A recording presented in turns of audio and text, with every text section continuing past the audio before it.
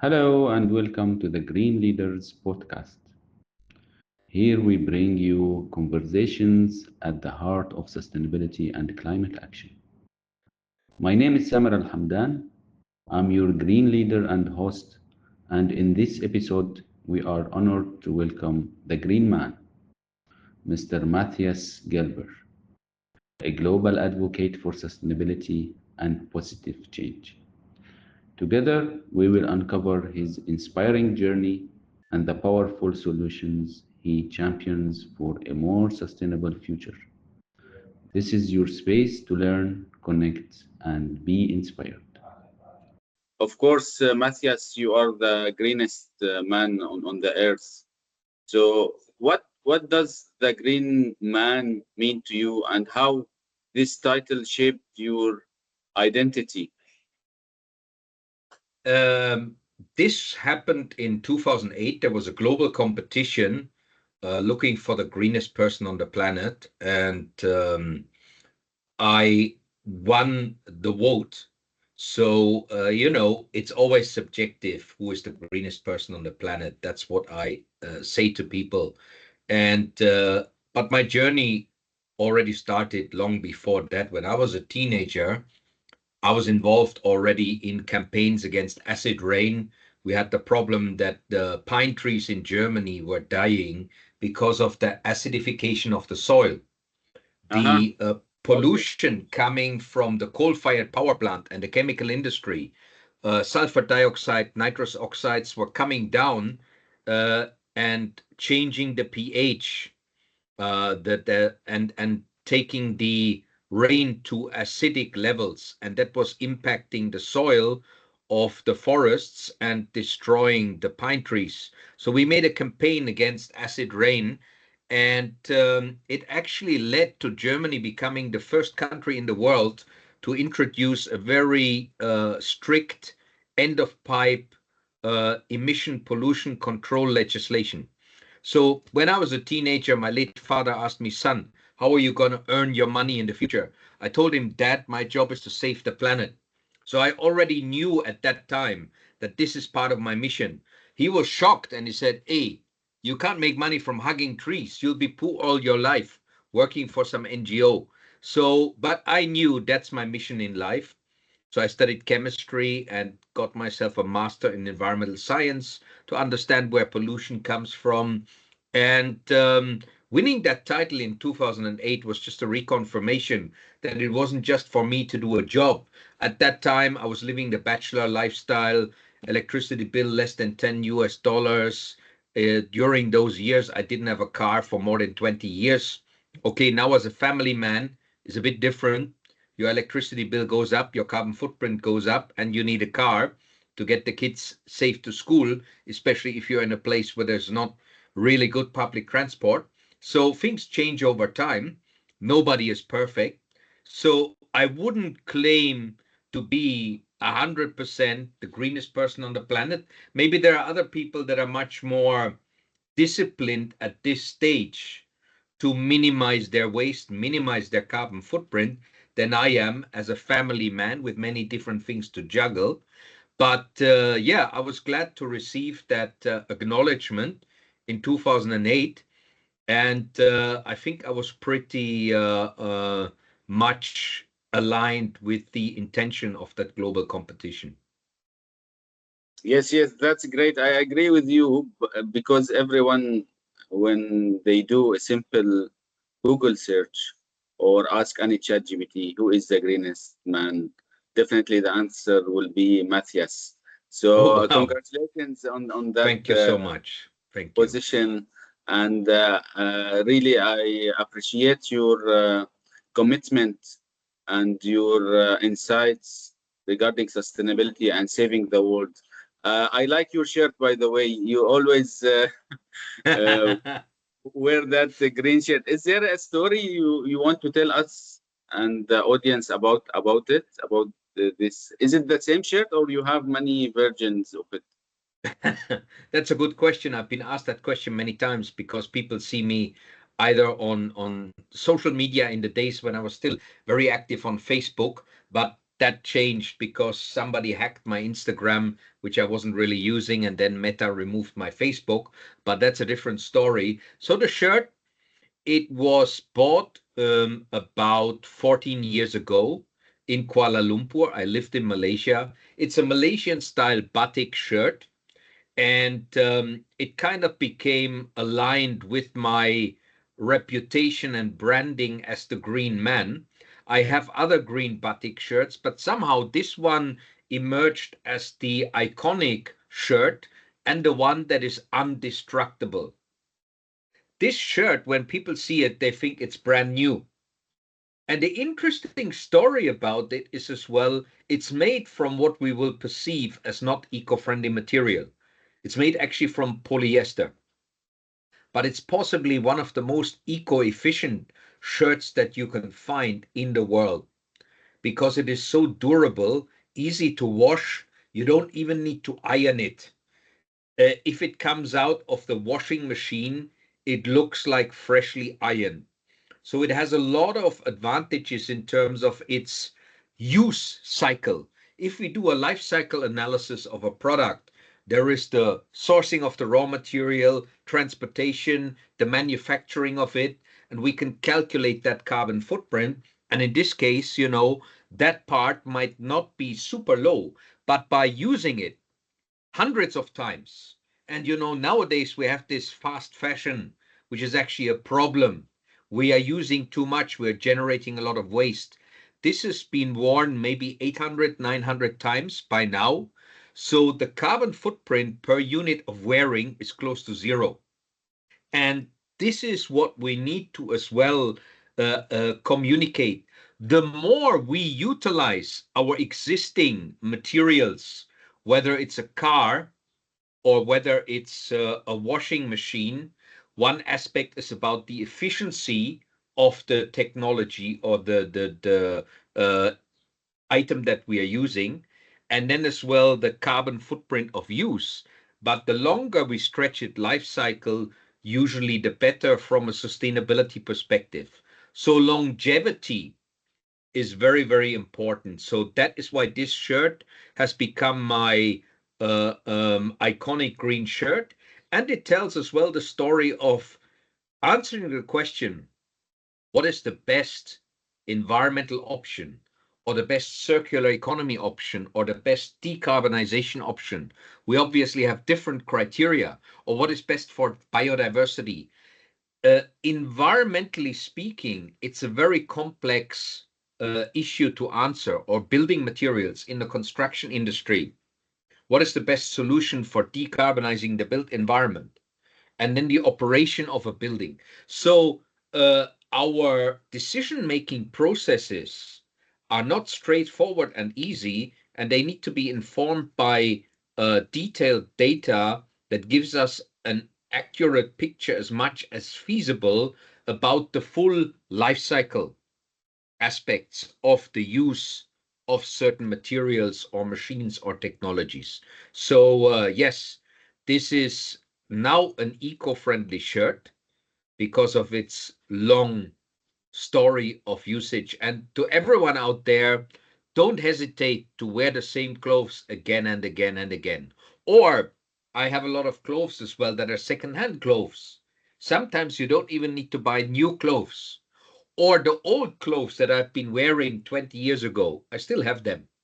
I still wear some of them. Even the Great, trousers great. that I was wearing in Dubai, they are about 10 years old, and I've been wearing them hundreds of times. Yeah, that's great. That's great. Thank you, Matthias, for the insightful speech. Now, moving on to your professional career. You started your professional life in environmental consulting, and later on, you co-founded a company in Singapore, was it, or Malaysia? Germany. Yeah, Germany, yeah, yes. yeah. Can you Yes. brief us quickly about your professional career and how it started, and where are you now? Yes, I started in the UK. I did my first degree in Germany on chemistry, Then I decided to do a master in environmental science in the UK. At that time, environmental management systems were a hot topic. ISO 14001 didn't yet exist, but it was being developed. I got involved in that whole process.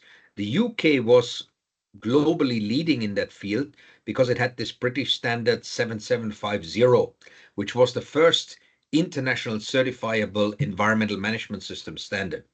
I love that topic, working with companies on improving environmental performance. So, and there was a very, very interesting story that will hopefully give the young people that are listening a boost of, be confident about your role that you can play. After I did my master's, I was looking for a job at a green technology exhibition in the UK. In Birmingham, there was one of the world's largest green tech exhibitions already at that time. And there were some people offering ISO 14001 services. Most of them came from a quality background, ISO 9000. I asked one of those engineers owning this consulting company, can I get a job from you? No, you can't get a job because you don't have any experience yet. And it was a bit frustrating at that time. You're young, you don't know exactly where you're going to find a job. But 4 years later, I was speaking at the same conference as this guy. And I asked him, do you remember me? And he said, oh, no, I don't remember you. Why? Where did we meet? Oh, 4 years ago, I asked you for a job and you declined me. At that event, I was the keynote speaker. This was the ISO 14001 launched by British Standards Institution, and he was just running a small side workshop. He was shocked. But that means when you are young, when you are hungry, when you are flexible, you can actually make a career in a field that goes up like that very, very fast. Because in those days, what I noticed, all those engineers and those quality guys, they were talking about procedures. You need this documentation for the external audit. Their presentations were very boring. And I came along, I was telling stories, and people suddenly invited me everywhere. I knew my stuff technically as well.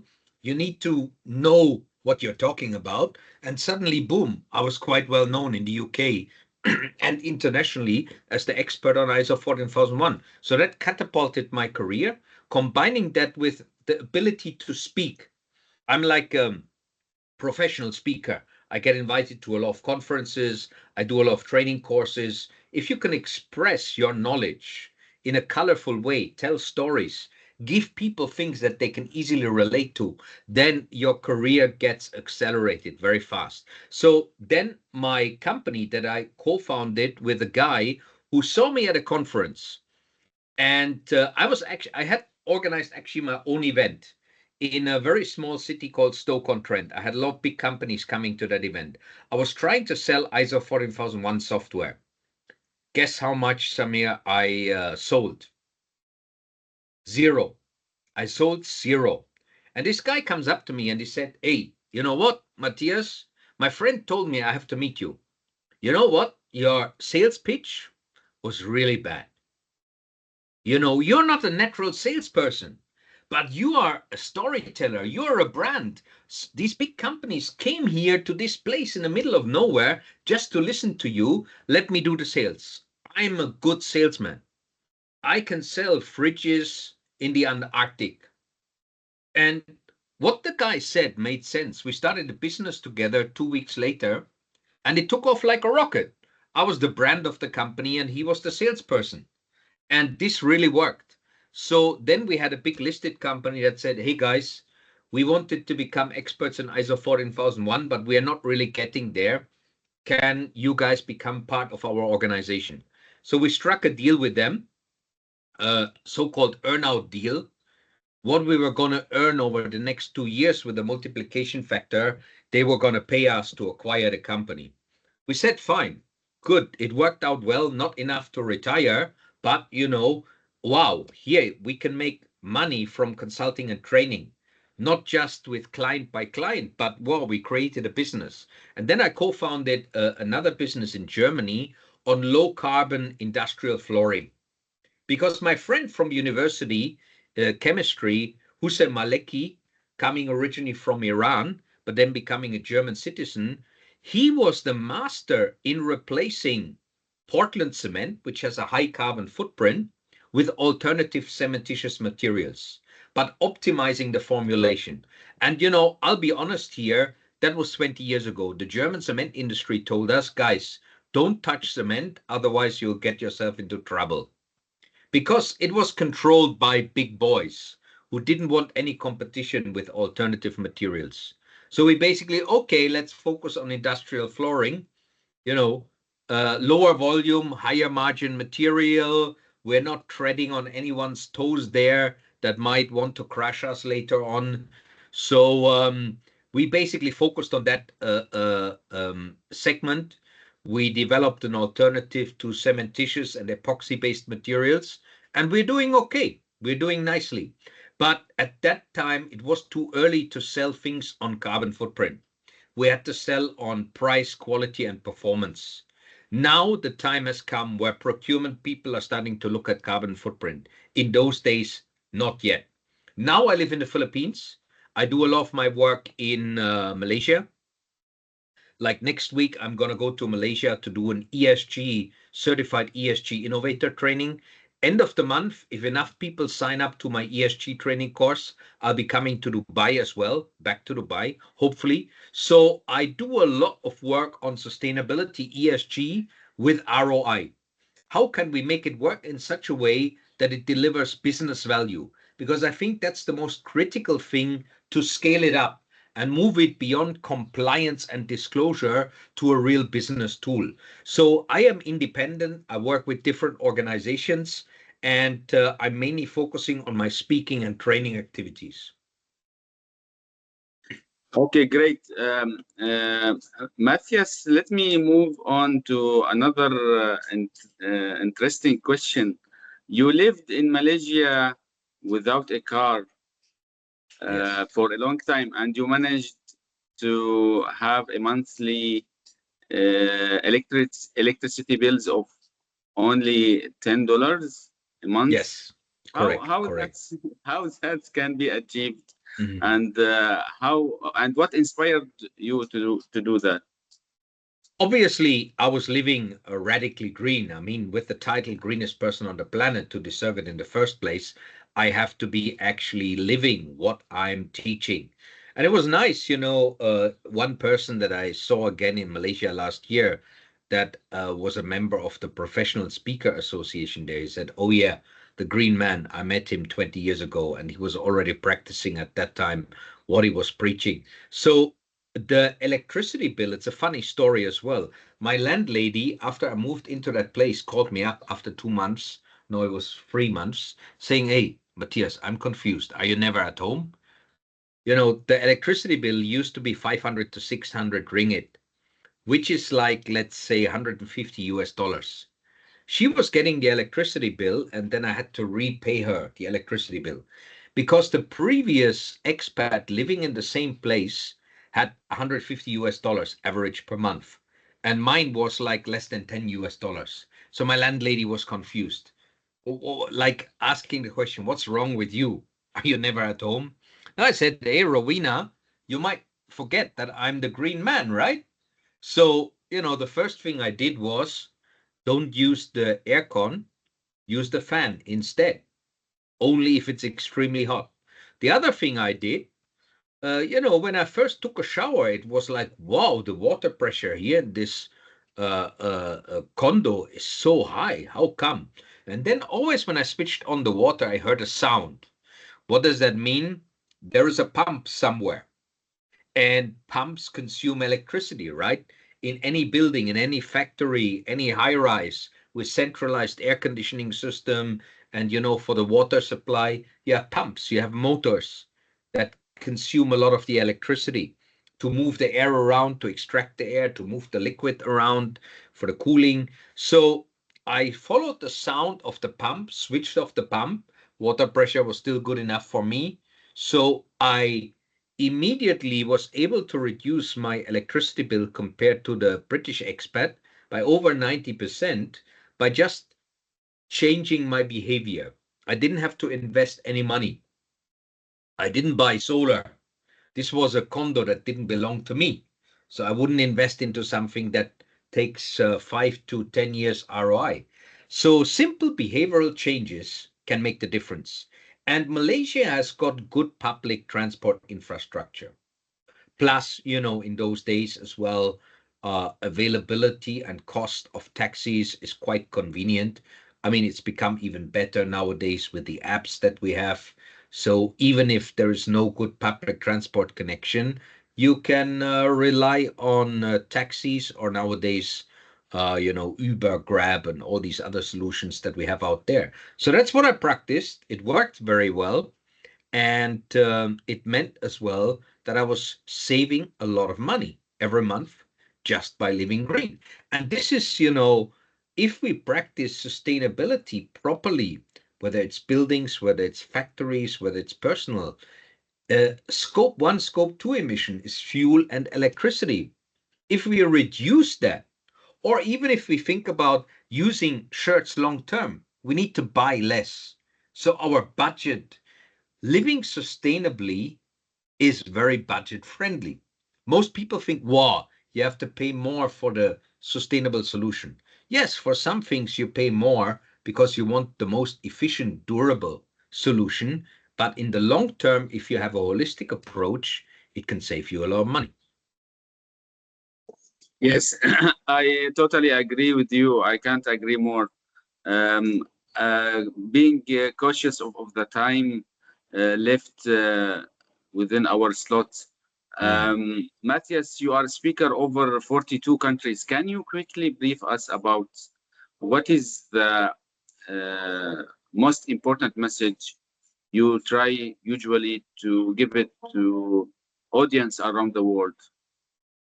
Yes, my key message that I'm trying to get across nowadays is very much focused on, hey, let's not do ESG and sustainability as a compliance and disclosure only exercise. Let's not make it just one person is in charge of it. It needs to be in the DNA of our organizations. We need to holistically look at how we can drive value through innovation. Let's look at a sector like IT sector. Some big players, Microsoft, Google, they have all very aggressive net zero targets. You want to be a supplier to them? Better innovate your product and service. Otherwise, you will have no chance in the future to sell to them. So this is becoming a business opportunity, not just a tick box exercise. This is very, very important. And then, especially if we look at the real estate sector, where a lot of us are active in, a lot of people have blocked against the focus of upfront carbon, the construction carbon. I was in a UNEP committee in 2006 in Changsha in China, and the chairman, who was representing a big cement company, was blocking us from focusing on the carbon footprint of cement and steel. Now is the time has come.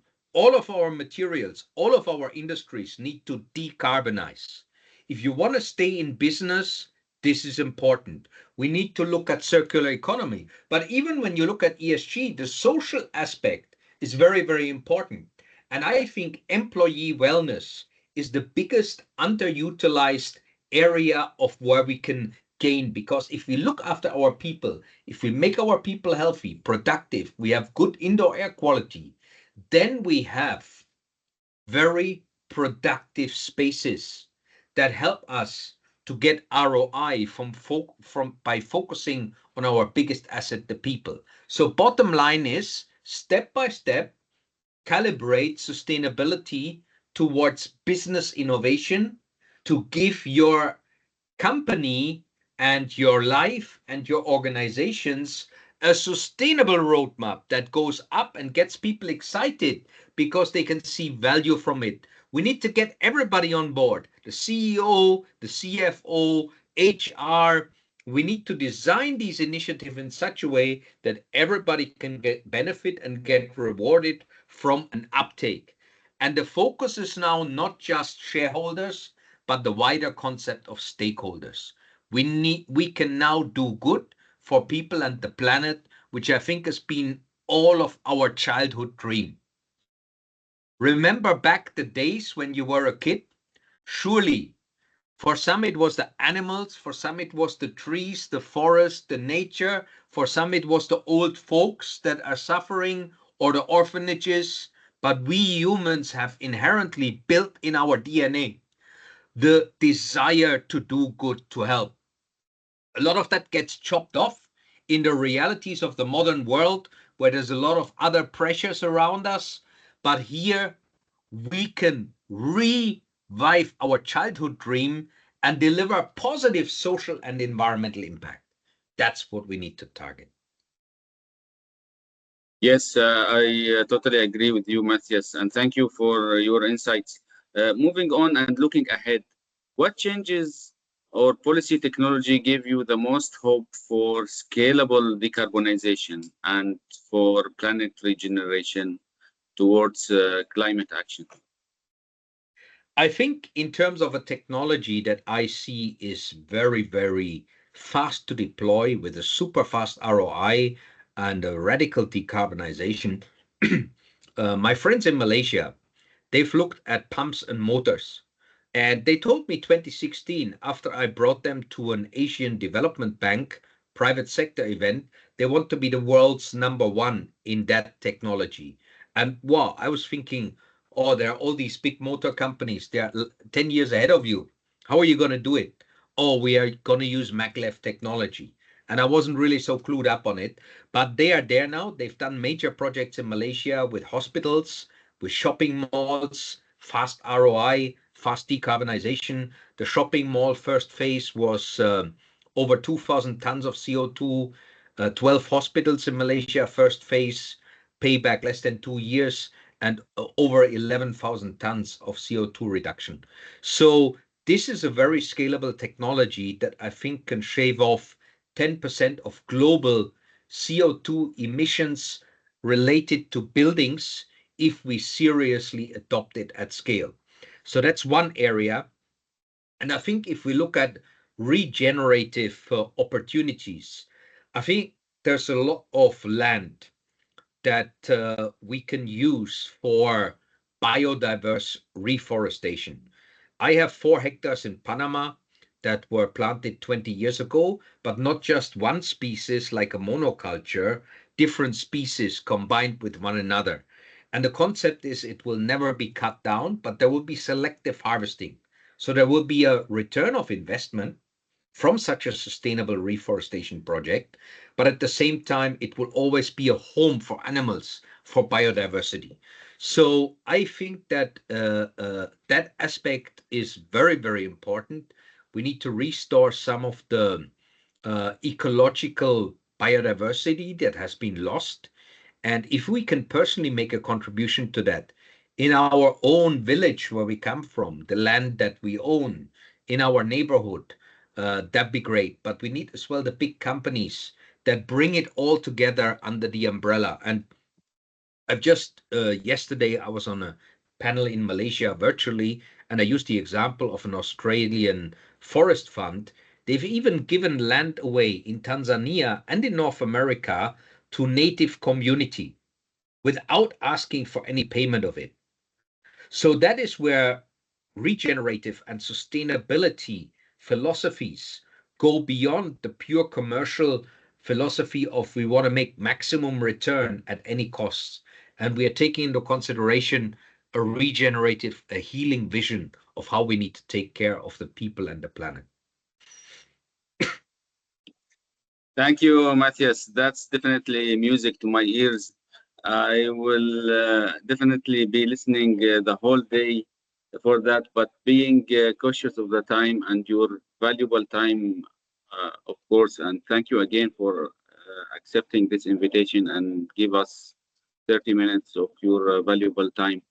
My last question will be, if someone could adopt just one habit or mindset from your lifestyle to live the green way that you are living right now, what would be the most impactful habits that you would recommend?